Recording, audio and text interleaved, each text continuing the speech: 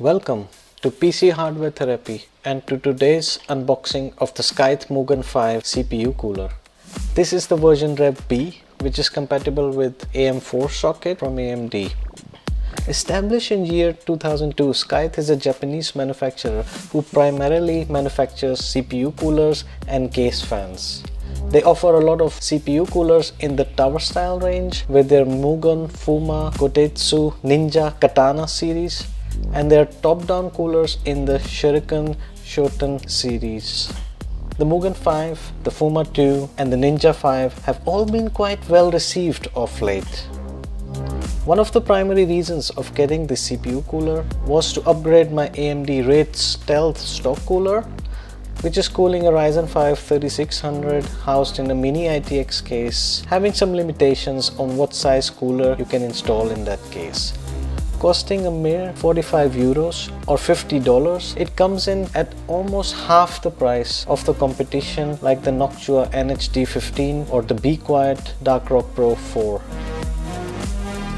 Mugen 5 comes in various variants. The PCGH and the ARGB edition versions come with two fans in push-pull configuration, while the Rev B, which we are going to be reviewing today, comes in with only one fan. This version with one fan also comes in a beautiful fully black edition, a tough gaming alliance edition. Then there is also a black RGB edition, which is not fully black as the black edition, but only the top fin of the cooler is black and the fan is RGB. Nonetheless, if you have a case with a window with these additions, you can match it to your build and show it off.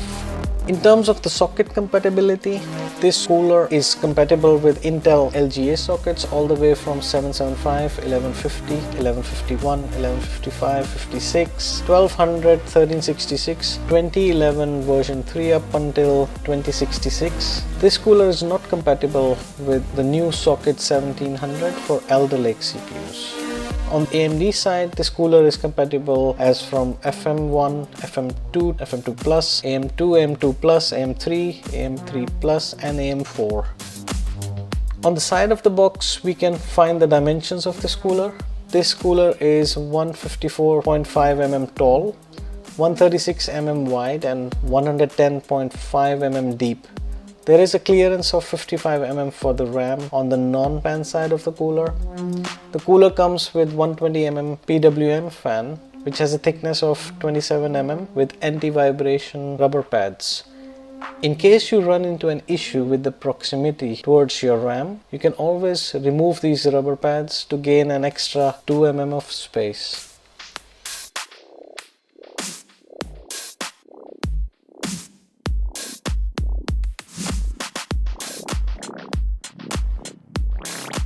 Now if you notice from this picture, the cooler is asymmetric in design, meaning the radiator is not centered above the base plate.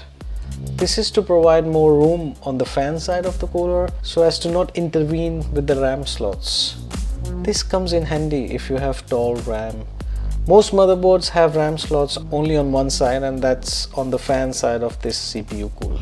The cooler comes with one fan, but you can purchase a similar fan and essentially turn it into a PCGH edition, wherein you can put these two fans in push-pull configuration. The cooler is advertised as having high precision mounting system with spring-loaded screws, so it remains to be seen how effective the system is for installation.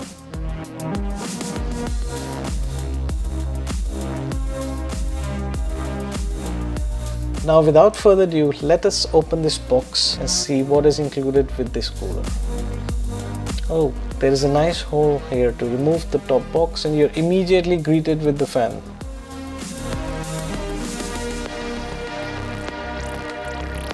It feels really high quality. It has a nice Scythe logo in the middle and it definitely has some weight to it. The anti-vibration pads are on either side of the fan, so you can directly install it in a push or a pull configuration against the fins. And here is the 4-pin PWM cable. Let's see what we have in the small box. First is this bag of screws and brackets. It is nice to see that Scythe includes a thermal paste, which from the look of it seems good for 2 to 3 applications. There is a good quality backplate included. This is mainly meant for sockets 1366, 115X and 775. For socket AM4, this will not be required.